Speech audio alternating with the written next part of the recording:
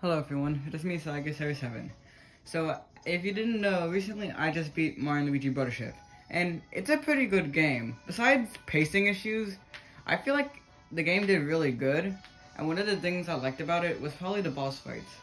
Although one thing to note, this game had the least amount of boss fights out of the series, which was surprising, seeing as the other ones had a pretty decent amount of bosses, but that doesn't matter. So, obviously today I'm gonna rank all of them. So, I'm basically just gonna be ranking on how fun the fight was, bonus points for design, arena, and music. And as for the boss fights, I will be ranking. I will not be counting the glommed versions of Goblik, Sharpcast, or Pipe Gunk, seeing as they're all optional bosses that can be done in side quests. But I will be counting the glommed versions of Garumbla and Bowser, seeing as they're both fought in the main game. Also, I'll be counting the 4 phases of Recluse's Fight as their own separate fights, seeing as each one is also not only completely different from each other, but also all share different health powers. Now with that being said, let's get them ranked. And all the way in last place, we have the Great Conductor fight. This is one of 2 scripted boss fights within the entire game. What does that mean? Well, the scripted boss fights in this game, basically how the way they work is that instead of depleting the boss's health bar like normal, you gotta go through a series of events in order to get through the boss fight in the end. And out of the 2 boss fights, the Great Conductor easily uses this gimmick the worst way possible. So basically, the way it starts out is that he'll kidnap one of the Mario Brothers and then put him in a cup, and you have to guess which one's the real one. This is actually not that bad because it uses your knowledge of the brothers, and at this point in the game, you should know basically everything about them. After being able to do some damage on the cup, he'll do one of 2 attacks. He'll either jump into the air and try to ground pound you, or he'll line up the cup so they can all run into you. Afterwards, he'll ask you to do a bros attacks, and you have to get it excellently. By this point, you should have at least like 2 bros attacks that you know how to use perfectly, so this is not that bad. What makes this fight so annoying is its second phase, where he'll require you to use every single bros attack perfectly. And there are just so many things wrong with this. First of all, some of the bros attacks in this game are actually really hard to use. So like some people might just not be able to use those bros attacks at all. So the fact that you're forced to use them here can be a little bit annoying. But what if you do know all of them? Well, here's the other annoying part about this. You only have 4 turns to do this. At this point, each bro only has 4 bros attacks. Meaning, if you run out of BP, you're just screwed. Because you will not have any time to refill your BP by then. Because you need to use all 8 of bros attacks within this 4 turns he gives you, or else, it's instant death. That's right. Instant death. Any boss fight that does that is just already annoying. But what makes it even worse is that, again, this could be out of your control. Like, you either run out of VP, or you just don't know how to use the Rose attack. The only way to, mitigate this is by lowering the difficulty, in which that case, he'll only require you to do some Rose attacks, and not all of them. But the fact that you have to lower the difficulty just to, go against this is just really annoying. Not to mention that prior to this, the boss fight was actually pretty easy. So the fact that it just throws this at you out of nowhere, and it's just bad. It's just very bad. And because of that, the Great Conductor goes in last place. Next up we have Pipe Gunk, and to be completely honest, this one's more personal, but I do have good reasons to put it this low. So, the fight starts off with Pipe Gunk just shooting these bouncy orbs before turning into a bouncy orb himself. These attacks are actually pretty fun to go against. Not to mention, at this point, it's it's not easy, but at the same time, it's not, really difficult. It won't make you, want to pull out your hair. The problems start when Shun comes into the fight. Shun using a remote, will either change the arena to be, fiery or icy. And this will change Pipe Gunk as well. And it's just, the idea is good, but the way they executed was not that good at all. You see, his fiery form, it's just way too hard. its attacks are extremely fast and can be unpredictable. And there's this one attack. Well, unless you like figure out what to do immediately, you might even just straight up lose one of the bros. And then there's this ice form, which is way too easy. You see, unlike the fiery form, this form has slower attacks that are way more easy to predict, and is one attack where it's pretty much impossible to just lose. Like, if you get damage from it, that's kind of your own problem. And so yeah, it's either way too easy or way too hard. Not to mention that for some reason the developers thought it was a good idea to let this thing heal every turn. Meaning, unless you're not doing enough damage, you're going to be stuck here for a while. The reason this goes above the Great Conductor is, one, it's not scripted, so that's a good thing. Scripted boss fights can be really hard to be done correctly, and as I said, the Great Conductor did not do it good at all. But this fight has a Luigi logic moment.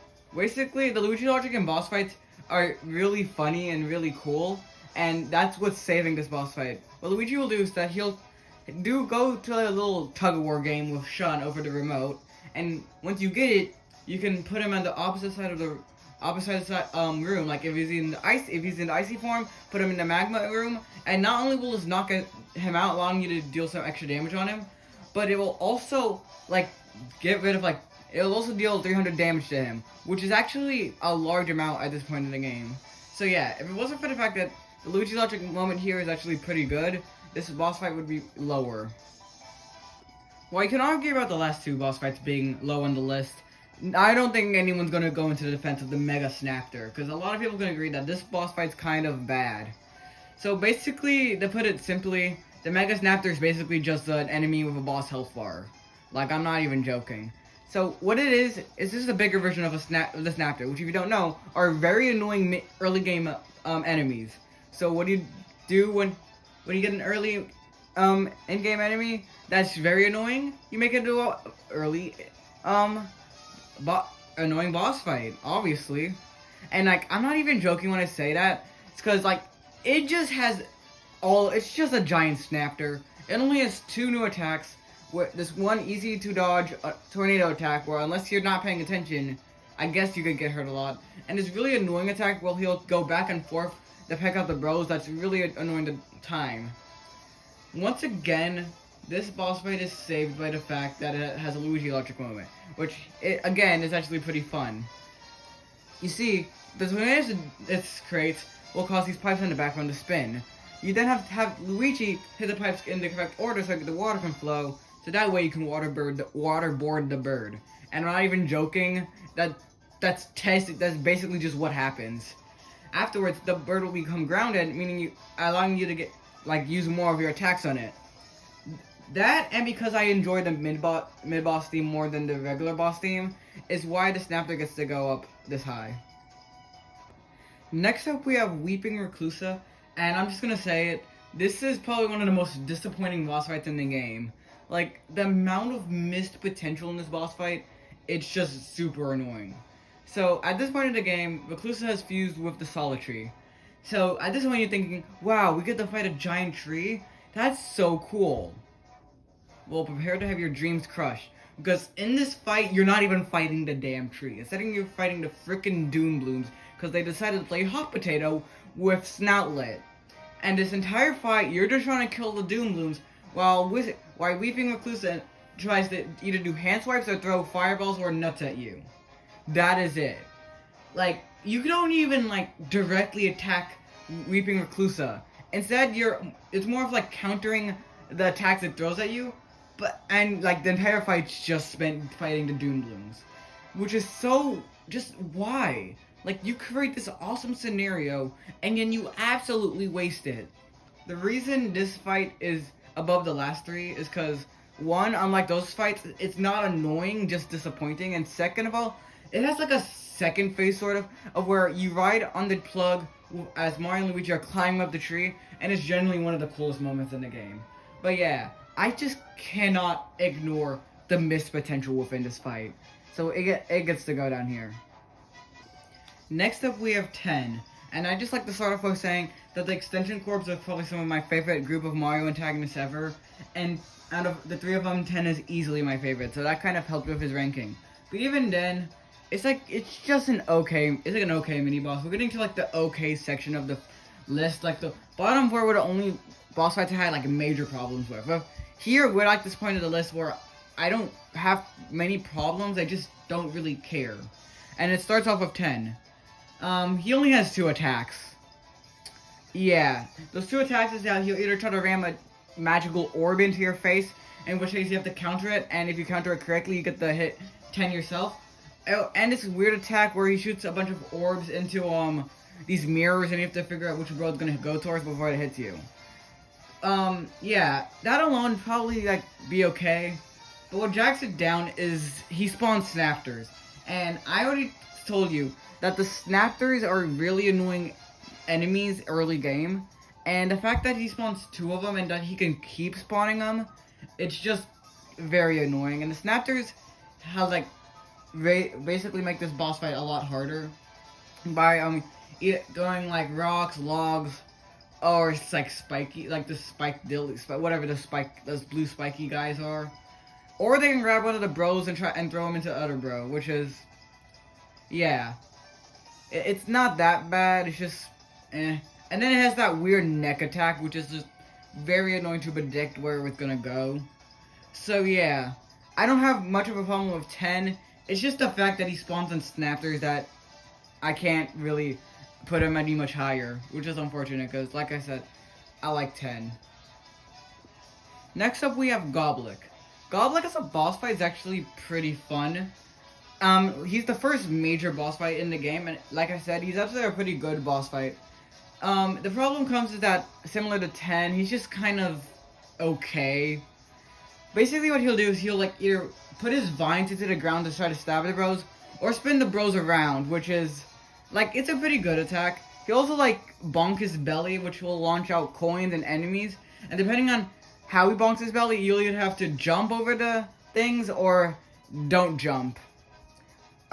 This could be a bit confusing at first, but it's pretty obvious which one does which at some point, so you'll be able to figure it out perfectly. And then this one also has a Luigi moment in it, and this one's probably better than the one in the pipe gunk fight, which is another reason why this one's above it. Basically, he pulls a so elongate Bowser and grabs Goblet by the tongue and throws him into some fans, which will cause him to spin out, allowing you to use your Bros attacks to deal a lot of damage on it. This is actually really fun, and like if you get, and it's also kind of like challenging because for like if you don't time the throw correctly, he's just gonna come back and continue attacking you. And then he also has like a second phase of sorts where he gets a lot angrier, meaning where his attacks go faster, and he gains a new attack where he tries to eat the bros to regain health. I don't really have any footage of it because I never experienced this, and the one time he did do it, I was able to counter it, meaning I didn't really experience it. But that's actually a cool idea, like seeing as he's like a giant like pitcher pot plant. So yeah, it's a good fight. It's just okay. Like I'm praising it, but there's not really nothing noteworthy besides that. It's just a good early game boss. Next up we have Sharp Cash, which is the second major boss in the game. And to be honest, I feel like it does a lot better at being a major boss than Goblik, because it has a lot more stuff going for it. First of all, the fact that it's a barrel. You're fighting a giant barrel. That itself is like hilarious. And then there's the fight itself, which is actually pretty good. He'll roll around trying to run the Mario Bros over. He'll throw boxes at you, which you have to perfectly counter, or else the boxes are gonna fall on top of you. He'll throw barrels out from himself, and that's pretty much what he does. They're all pretty good attacks. He even has this charging attack he'll do every once in a while. He doesn't do it all the time, but he will do it sometimes when he throws the barrels. What really makes this fight good is the Luigi logic attack moment. You see, every once in a while, Sharpcast will enter like a barrel form, and when I say that, he'll just retract his arms and legs and go to like a barrel form. And there, not only does he like pretty much become immune to your attacks, he also start healing. And this will allow Luigi to using the conveyor belt that Sharpcast is standing on, you'll basically allow Luigi to crush Sharpcast using crates in a little mini game, and this mini game is really fun. I did have problems doing it, but that's probably just because I'm not good at games that much. But yeah, I really enjoyed this Luigi logic moment. What even makes it even better is the first time you do this, after you perform it successfully, Sharpcast will just like go down a bunch of conveyor belts, which I think is a reference to the original Mario, the original Donkey Kong arcade game, which is not only funny, but also really cool, and it does a lot of damage. So this is just a fun fight that I think it works better as a major boss than Goblik. It's just similar to Goblik. It's okay. Like I said, I may be praising it a lot, but compared to the other fights, this fight's just like okay. It's just a better okay than 10 in Goblik.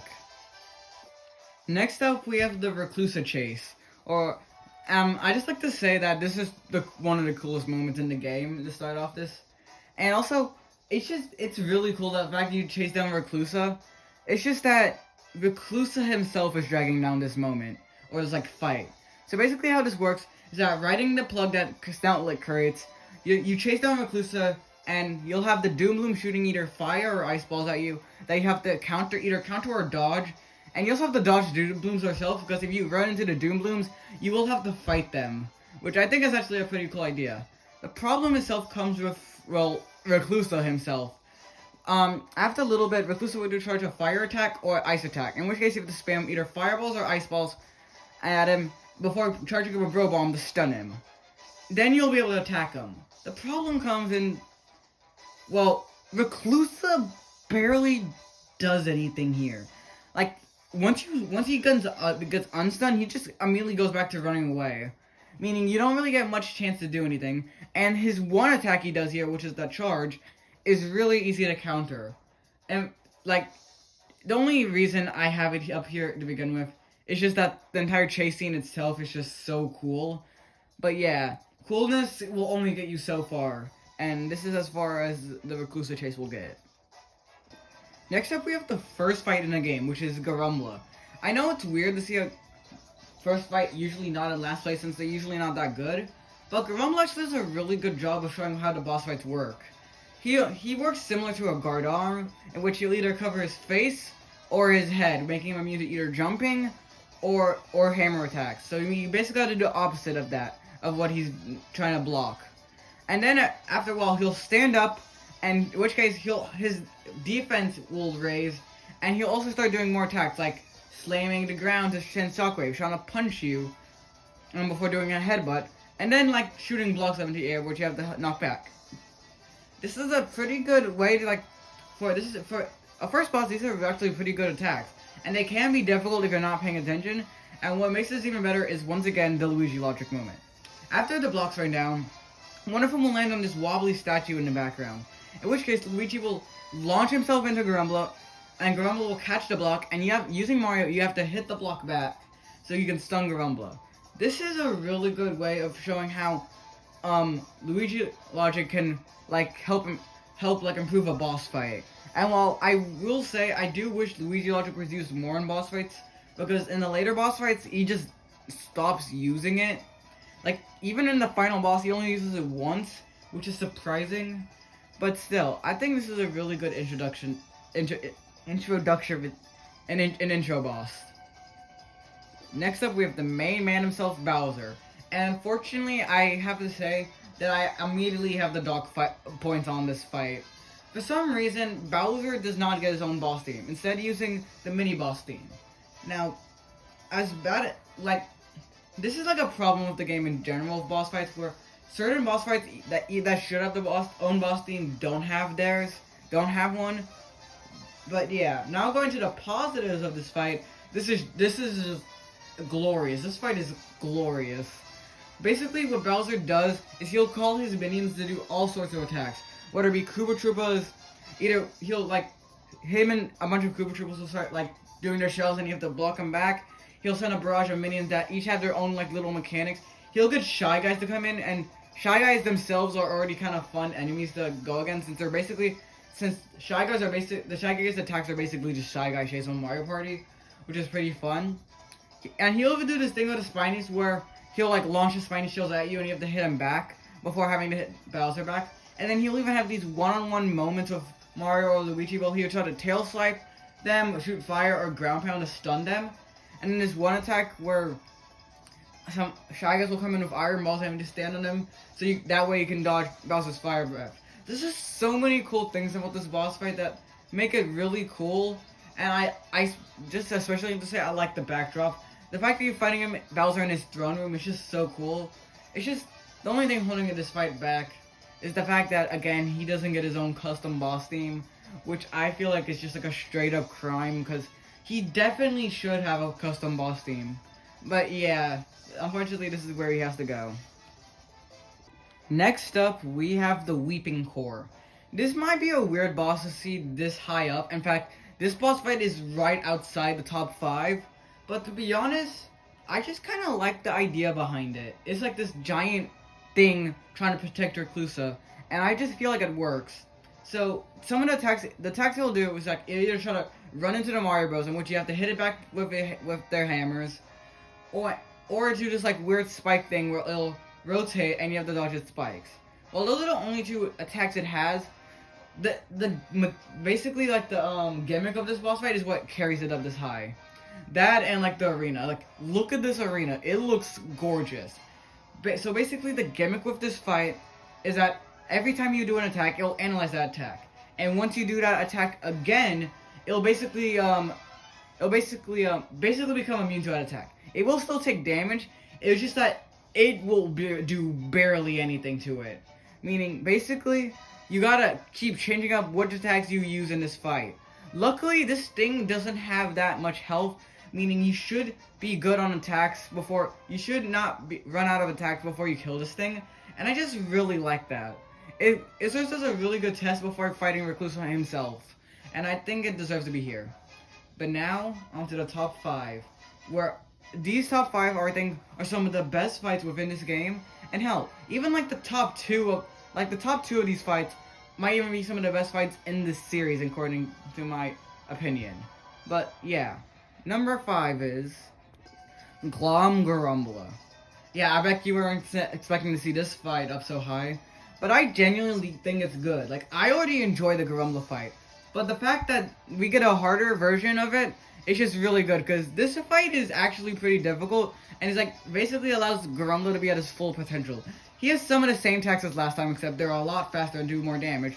But he also has this new thing, well, he'll put a Glom shield around him, meaning you'll have to set up new attacks.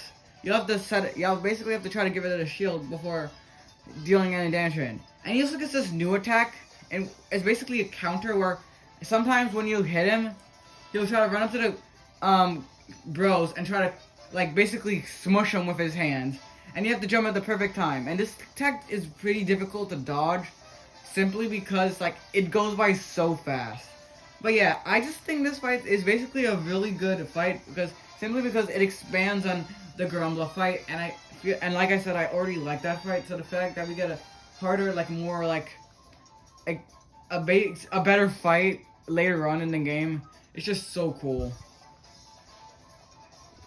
Next up, we have the Glom Bowser fight from Mario and Luigi Brothership, and I'm just gonna say this might just be one of the best Bowser fights, like, in general. First of all, the design of Bowser just looks so damn cool. Like, the little rocket boots, like, everything, this, like, increased spikes, it's just so cool. But the fight itself is actually a really cool idea. So basically, he'll have the same attacks as his first fight, except he gets rid of all of the minion attacks that he had, but he still gets like little one-on-one moments with the bros, and these ones are like, they make it a lot more difficult with him being faster, and the ground pound being able to send out shockwaves, and his ice breath and his fire breath instead being replaced with ice breath, with being able to freeze you. But besides that attack, he has so many other good attacks, like this one shell attack. Well, he'll rotate around the bros, and you have to figure out where he's gonna go so he can counter it correctly. And, well, I guess that's the only other attack he has in the first phase, because there are 3 phases to this boss fight. In the first phase, throughout all the phases, he'll create this little glom pool below him, and any like Zoc shoots that go into the pool will immediately become glommed versions of themselves, meaning you gotta deal with those. But you also gotta make sure you kill Bowser, because beat Bowser within that time, because every couple of turns he'll increase the size of the pool, and when it reaches you, it's not going back. Meaning you have basically putting on the timer to how much you can be on there, because the long pull damages you over time. But let's get to the good parts of this fight. Basically the way the fight works is that he'll be flying in the air, and you have to knock him down with either Bros attacks or jumps. You have to do this after a little bit. Shy Guy airship comes over, and with Luigi logic, Luigi will knock down the Shy Guys, and if you knock down Bowser, he'll chase after it. He'll chase after the Shy Guy airship, leading to a shooting segment where you have to shoot Glom Bowser with cannonballs. This is really cool, and it's also really well thought out, because it's not like just free hits. Bowser will do everything in his like power to try to stop you by shooting fireballs, or like creating a shield where they knock back the cannonballs, or either try to punch you. Just know that you do have to knock out Bowser before you get onto the airship, because if you don't, Glom Bowser will destroy the airship. And that basically is bad, because he'll then increase the Glom pull size, and I already said that that's not good. In the second phase, along with changing like settings, he'll also get a new attack, in which he'll put Mario and Luigi in these red pipes, and he'll start rotating. You gotta memorize which pipe the Mario Brothers are in order to knock back the fireballs he'll shoot in there afterwards. And then, that's basically the only change, but that's a pretty good attack, if not a little annoying at first, but once you learn how it works, it's pretty cool. And then in the third phase, the Shy Guy airship just straight up cannot go to you anymore, meaning you have a set timer on to defeat Bowser, or else the Glom pull will destroy you. And he also gains this new attack where he'll do this this long stream of fire, and you have to dodge it by either not jumping or jumping before he tries to run into the Mario Bros. And I just love this fight so much. From the design to the way that it works to like this mechanic of like the Glom pull, it's just so cool. And I understand why people put it in first, like why people say this is the best fight in the game.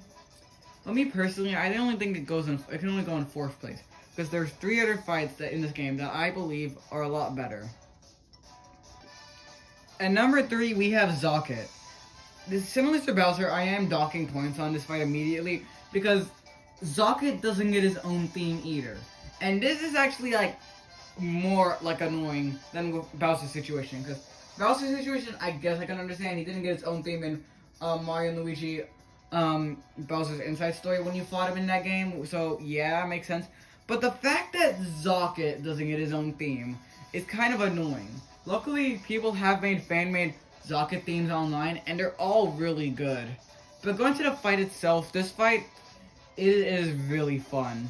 So basically how it works is that Zocket will like shoot lightning at you, shoot lasers at you from his fingers, his strangely large fingers. I don't know why his hands are that large. It's really weird. He'll cause like little lightning balls to fall from the sky while trying to take up a large lightning ball, which you'll have to hit back at him. And then he can inflict you with this Glom status effect. Well, other fights can do this as well. The way he does it is so unique, because once he has one of the bros, once you get this Glom status effect, he'll turn the bros against each other, which is such a cool idea. So, and in which case, the bros will one of the bros, Mario Luigi, who's infected by the Glom, will try to hit you with a hammer. And you have to hit it, and you have to hit it back. And then you either have the choice to either hit Mario or hit the infected brother, which will keep them in that Glom state, or you can spare him, which will immediately revert them from the Glom state, which I think is just such a cool little detail. As for the rest of Zocket's attacks, they're also kind of a reason why he only gets third place, because it's just they can be kind of annoying. He has this one attack where he'll take his little wire cutter bow tie thing and throw it at you, and you have to hit it back at him.